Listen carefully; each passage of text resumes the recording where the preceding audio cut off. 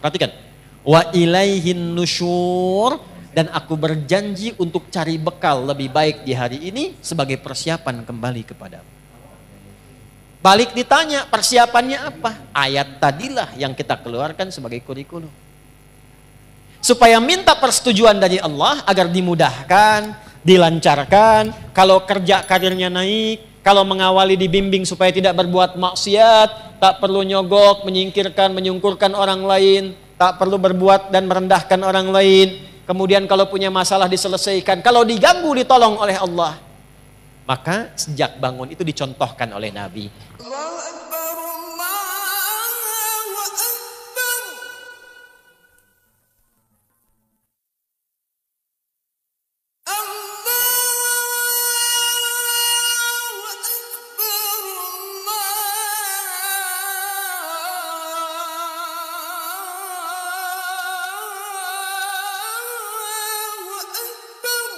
Ini yang mahal. Di antara amalan yang cepat mendapatkan cinta Allah itu salah satu amalan yang intinya mencoba meneladani keutamaan Rasulullah SAW. Itu begitu dikerjakan, walaupun mungkin awalannya sederhana, tapi kita sedang mencoba mendapatkan cinta Allah Subhanahu Wa Taala. Apa dalilnya? Quran surah ketiga Ali Imran di ayat ke-31. Qul in kuntum tuhibbunallaha fattabi'uni yuhibbukumullah. Katakan Muhammad, viralkan kepada umatmu, siapa yang serius mencintai Allah, buktikan cintanya dengan mengikuti petunjuk Nabi Muhammad SAW. Ikuti kebiasaannya. Bukan hanya sholatnya, awas. Sholatnya seperti sholat Nabi, bagus. Akhlaknya kayak Nabi enggak? Jangan sampai sholatnya ritual diikuti, tapi hikmah sholatnya nggak dipraktekkan. Inna sholata tanha anil fahsya. Katanya sholatnya pakai dalil, tapi lisannya fahsya, manfaat sholatnya nggak ada. Tangannya mungkar, manfaat sholatnya nggak ada. Itu poinnya. Jadi semua aspek bagian kehidupan kita ketika diikutkan mengikuti Nabi, bukan hanya sholatnya, tidurnya, jalannya, berpakaiannya, bahkan mau masuk toiletnya, keluar toiletnya, saat yang sama Allah menurunkan cintanya. Kalau sudah cinta Allah diturunkan, maka semua akses dibuka, semua salah ditutup. Dosa diampuni, wa yaghfir lakum dzunubakum. Diampuni dosa itu artinya dijaga hidup kita dari perbuatan-perbuatan salah, apapun pekerjaan kita selama hidup. Jelas sampai sini? Paham? Nah, pertemuan lalu kita sudah belajar tentang cara bangun tidurnya Nabi SAW. Maksud saya, evaluasi dulu sebelum kita melanjutkan pada pembahasan berikutnya. Sampai detik ini Anda datang di tempat ini, berapa dari bagian yang sudah saya jelaskan yang sudah kita amalkan? Ya, kana Nabi SAW, saya bacakan lagi hadisnya. Kama qala, adalah kebiasaan Nabi SAW.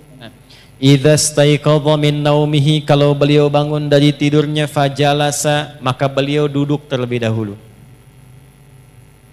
Ya, secara medis ini bagus, sesuai. Jadi jangan langsung bangun langsung lari ke kamar mandi, sempoyongan jatuh antum. Ya, duduk dulu tenang. Tapi niatkan bukan sekedar duduk, bukan karena medis mengatakan itu baik, bukan. Karena Nabi ngasih contoh. Itu poinnya. Kemudian, وَمَسَحَ بِيَدِهِ مِنْ أَثَرِ نَوْمِهِ. Dia gunakan bagian tangannya yang bersih untuk menghilangkan bekas ngantuknya. Di walaupun bangunnya setengah dua, duduk dulu. Kan dalam duduk itu yang tenang kadang-kadang kan masih begini. Ya, apa bahasa Jepangnya? Nundutan. Gitu ya. Ya, kadang kan masih begini kan, begitu sadar udah jam 2 dan itu belum sadar penuh. Jadi bukan langsung baca doa, doa itu dipanjatkan dalam keadaan sadar, bukan masih ngantuk. Maka sunnah yang kedua, hilangkan dulu bekas ngantuknya dengan tangan yang diduga bersih. Jelas? Baru setelah itu faqara'a khawatima Ali Imran, membacakan 11 ayat terakhir surah Ali Imran. Ya, baca di situ, dibacakan dengan lisan, difahami dengan pikiran, diniatkan dengan hati untuk mengamalkan. kita sudah bahas di pertemuan lalu, intinya menyusun kurikulum hidup di hari itu, dunia sampai akhiratnya. Kan spiritnya begitu ya, bagi yang baru bergabung, lihat lagi episode yang sebelumnya. Jadi nggak ada orang Islam bangun tidur yang nggak punya agenda, nggak ada begitu. Standar orang Islam itu bangun sudah punya agenda, hari itu mau ngapain. Bangun tidur apa yang mau saya kerjakan. Jam 5 apa yang saya lakukan. Nanti subuh jamaah di mana, zuhur jamaah di mana, asar jamaah di mana, meeting jam berapa, bagaimana ngatur cara rapat itu yang tidak bertabrakan dengan waktu sholat. Bagaimana ngatur pekerjaan yang nanti dalam saat yang bersamaan masih bisa murajaah, misal. Diatur. Orang Islam tuh begitu. Makanya dibikin formatnya dengan nama-nama waktu sholat. Begitu bangun ketemu subuh. Setelah itu kan dari kata asbah yang sudah siap dengan rencana. Was-subhi idza tanaffas. Quran surah 81 ayat 18. Dan aku bersumpah demi waktu subuh kalau sudah tiba bersamaan dengan nafas yang keluar yang baru itu, agenda kita sudah tersusun. Cek di pertengahan siang, siang itu nahar, tapi zuhur. Zuhur itu dari kata idhar, jelas terang. Sudah jelas belum hasilnya? Jadi ibadah enggak? Atau cuma dunia saja? Evaluasi lagi. Kalau masih ada yang sulit, datang ke masjid, sholat, minta kemudahan. Kalau cuma dunia, tobat, datang ke masjid, dapatkan cinta Allah. Maka muncullah kemudian asar. Ingatkan, jangan sampai rugi. Karena sebentar lagi juga, kalau bukan meninggalkan dunia duluan, dunia meninggalkan kita. Maka diperlihatkan maghrib. Lihat ke alam tuh. Alam saja tidak selamanya terang. Pasti akan gelap. Lalu ujungnya adalah isya. Dari kata asya, pencarian ma'isyah, sibuk. Kalau turun ke kasrah isya, sesibuk-sibuknya pasti akan selesai juga. Jadi kalau dengar adzan isya, Allahu Akbar, itu rasanya beda dengan maghrib. Lain dengan subuh. Kalau dengarnya pakai iman, itu lain. Kalau nggak pakai iman, beda rasanya. Adzan. Baru duhur dasar lagi. Tapi kalau pakai iman lain. Allahu Akbar, isya. Adi, sesibuk-sibuk ya kamu pasti akan pulang. Apa yang sudah kamu siapkan untuk pulang? Pasti terpejam matamu setelah ini. Apa persiapanmu? Itu dalam sekali maknanya. Maghrib, asar beda. Kalau kita ngajinya dengan pemahaman. Tapi kalau ngajinya tidak dengan argumen, hanya sentimen saja. Kadang kita hanya memenuhi, kadang hanya memenuhi sebagian. Allahu Akbar, kecilin tuh toanya. Udah kecil Pak, cuman mic-nya aja yang kencang. Paham ya? Nah itu poinnya.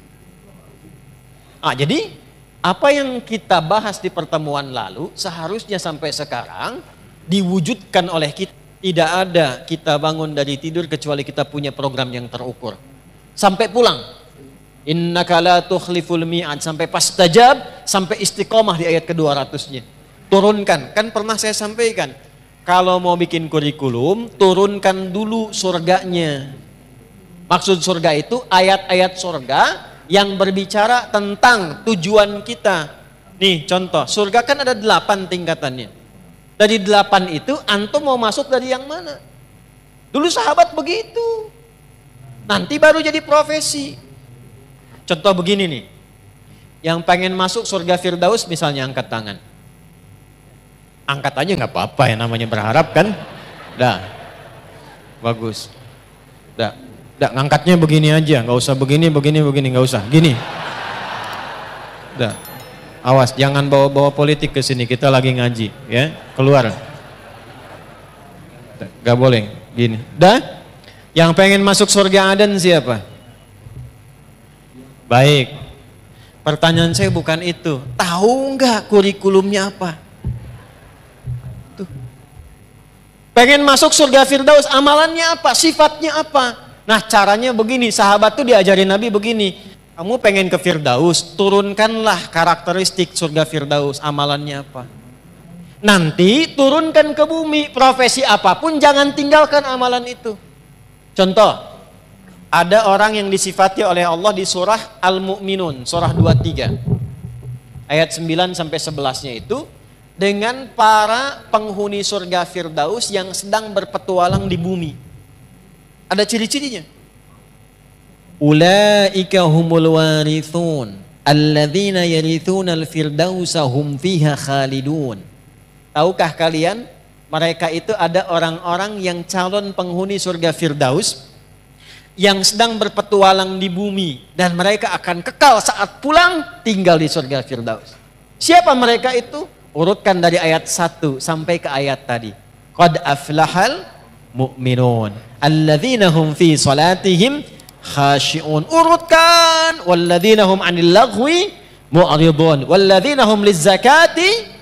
Nah, amal itu turunkan ke bumi dengan pekerjaan Anda sekarang, saya sekarang, kita sekarang. Laksanakan pekerjaan kita, jaga sifat-sifat penghuni surga Firdaus tadi. Gitu caranya. Nah, itu kurikulum dihadirkan, diingatkan setiap bangun dari tidur. Sunnahnya baca itu. Itu maksudnya. Jadi bukan sekedar dibaca. Karena agama ini bukan cuma bacaan, tapi pemahaman dan amalan.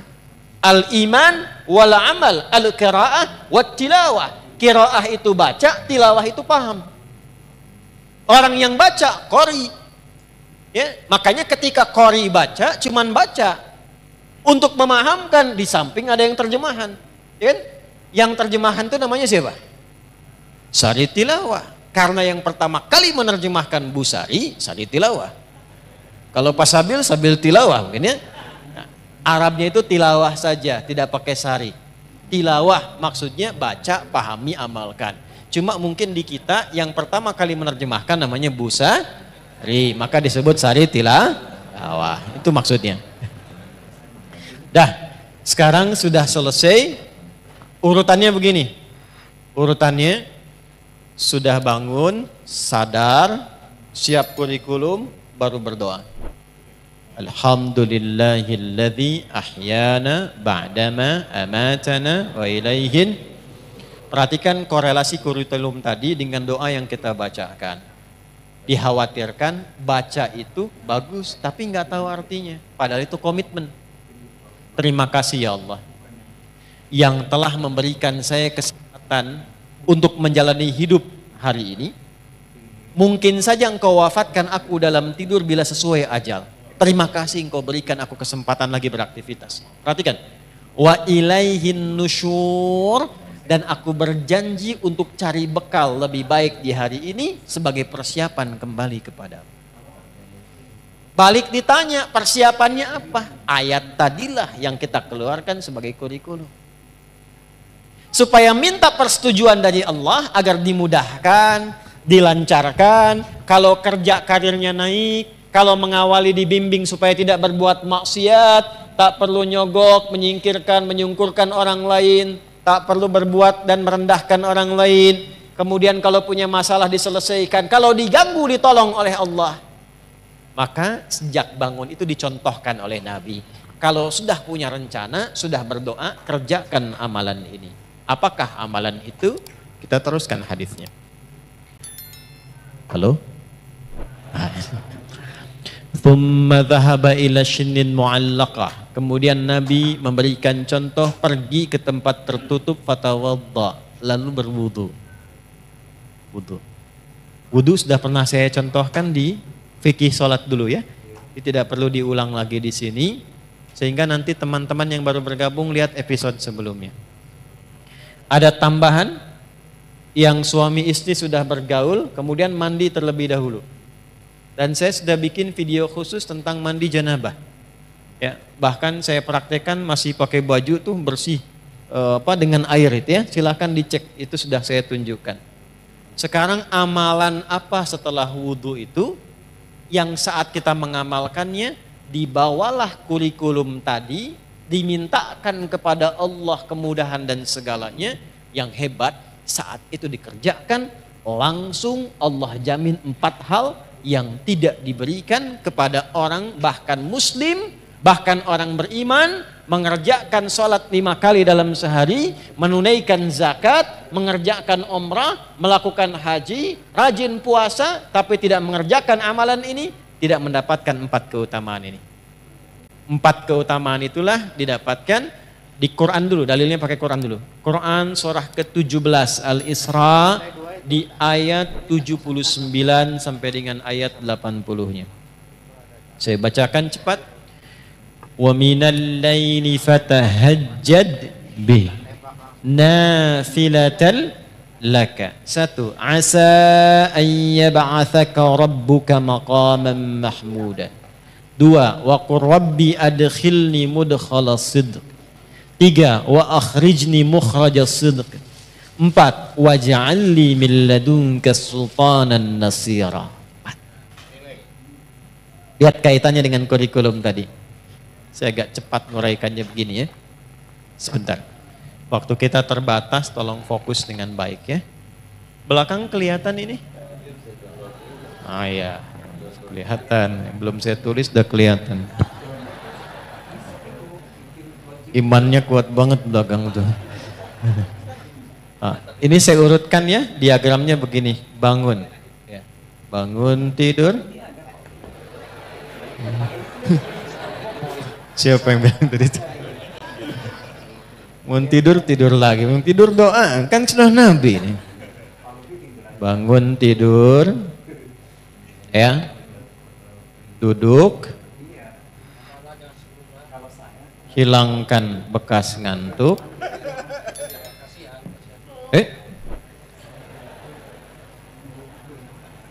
hilangkan bekas kantuk. Kemudian setelah itu siapkan kurikulum. Ini dibaca tuh begini. Ada di ilmu psikologi, kalau kita ingin menguatkan diri itu, katakan dengan lisan kita. Katakan, supaya makin kuat. Itu ilmunya dipakai diantaranya oleh Korea untuk menyusul Jepang. Di Korea itu anak-anak kecil dulu yang dari TK-TK itu, kalau mau masuk sekolah atau bikin sesuatu, dia katakan harus lebih dari Jepang, harus lebih dari Jepang. Jadi Jepang misalnya bikin Honda, dia bikin Hyundai. Ya Hyundai saya tahu bahasanya dibacanya Hyundai. Ya, apa saja Jepang masuk Piala Dunia, Korea mesti masuk. Ya, apa saja dibuat. Nah itu dikatakan Jepang lebih dulu.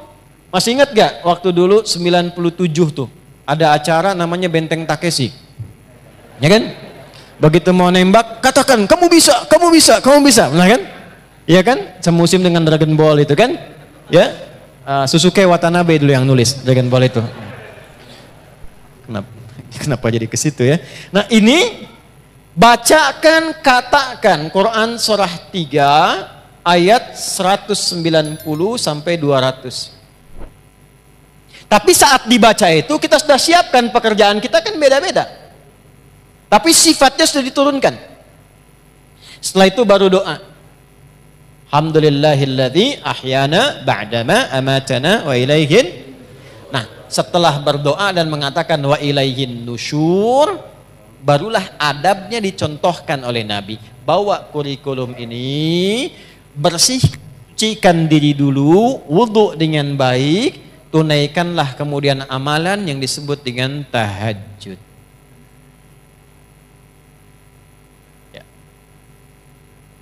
Di tahajud ini bukan amal biasa. Ini penting. Ini rahasia di antara kita ya. Kita aja nih malam ini. Shh. Tahajud itu amal yang tidak pernah ditinggalkan Nabi, bahkan dalam sakit dan misi militernya. Shh. Nabi dikonfirmasi oleh Sayyidah Aisyah radhiyallahu taala anha, dalam sakit pun itu masih memaksakan tahajud walaupun sampai duduk. Bengkak kaki masih tahajud. Kesaksian beberapa sahabat menjelang misi militer karena diserang harus bertahan. Maka yang terjadi apa? Semua bersiap, berbaris, ada yang lihat semua tidur kecuali Nabi di bawah pohon masih tahajud. Masih tahajud. Ulama kemudian meriset, dicari apa sebetulnya pentingnya tahajud ini sampai Nabi itu ngasih contoh, sampai nanti ada komen dari sahabat-sahabat terdekat Nabi, bahasa kitanya begini, Kalau kita masih mampu, jangan tinggallah kemudian. Apa keistimewaan tahajud ini? Pentingnya apa? Di Islam tuh runtut semuanya. Saya langsung cepat dulu. Orang-orang yang datang membawa kurikulum hidup, lalu dia menunaikan malamnya tahajud. Ingat, saya belum bicara fikih ya. Kalau fikih itu cuman membahas tentang sholatnya saja. Enggak terkait dengan ini pun Anda sholat, sah sholatnya. Tapi kalau kita menginginkan hikmah, ada keberkahan di balik tahajud yang terkait dengan kehidupan kita, pahami ininya dulu. Kalau ngajinya nggak begini, nggak masuk. Jelas ya? 1. Asa ayyab'atsaka rabbuka maqaman mahmuda. Orang yang konsisten, ingat konsisten.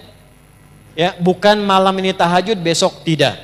Besoknya tahajud, besoknya tidak. Kenapa kamu begitu? Ah, saya melihat ada puasa Daud, mungkin ada tahajud Daud juga gitu kan. Nah, itu tidak demikian. Dia jaga tiap malam, maka 1, Allah akan angkat derajatnya. Kalau di dunia itu karirnya atau pekerjaannya,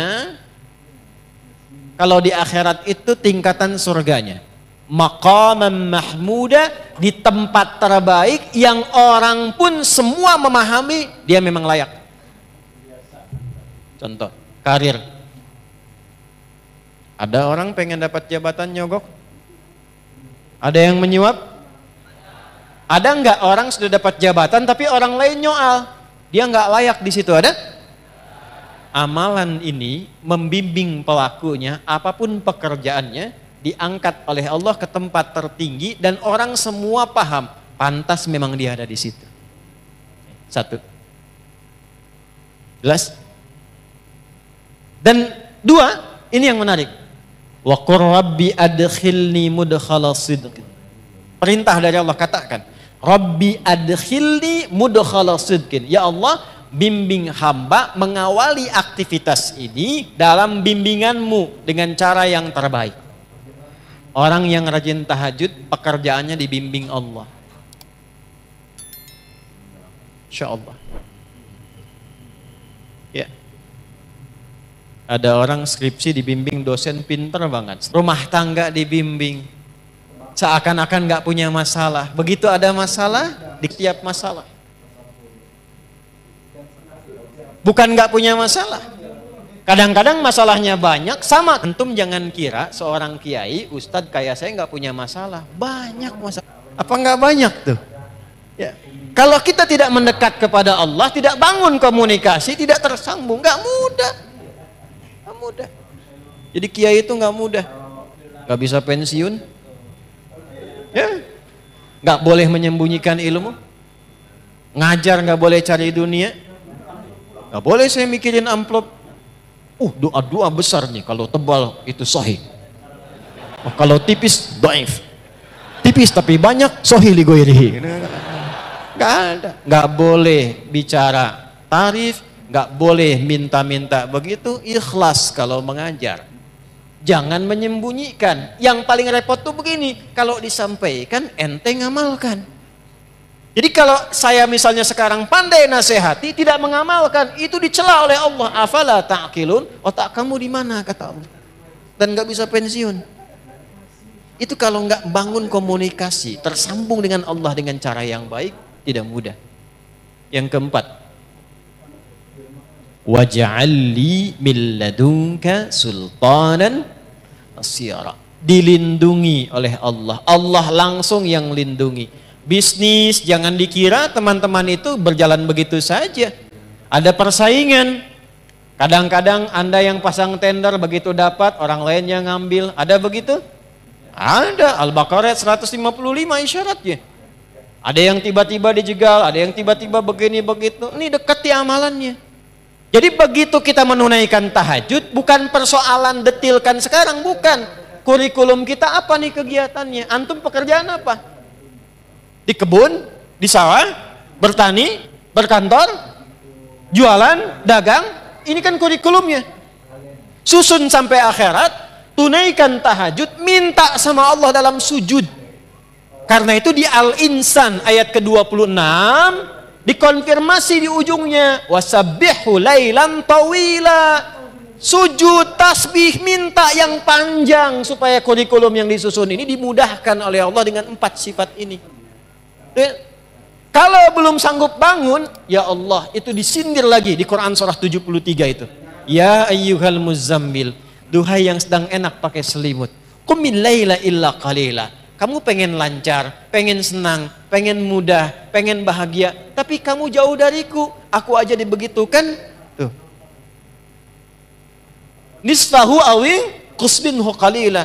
Gak usah panjang-panjang. Ini manhaj nanti. Begini cara menunaikannya. Sedikit aja, walau 2 rakaat.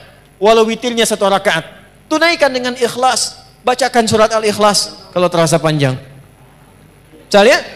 Yang paling menarik tuh begini. Lihat poinnya. Lihat poinnya. Ini yang paling menarik. Allahu Akbar. Innalaka fin nahari sabahan tawila. Kamu ini menarik kata Allah. Siangnya sibuk cari dunia, malamnya terlelap dengan selimut. Cita-cita masuk surga, amalan belum cukup. Bangun dong, tuh bangun. Jadi kalau ditanya apa manfaat tahajud dan apa hubungannya dengan doa saat bangun tidur, ini korelasinya.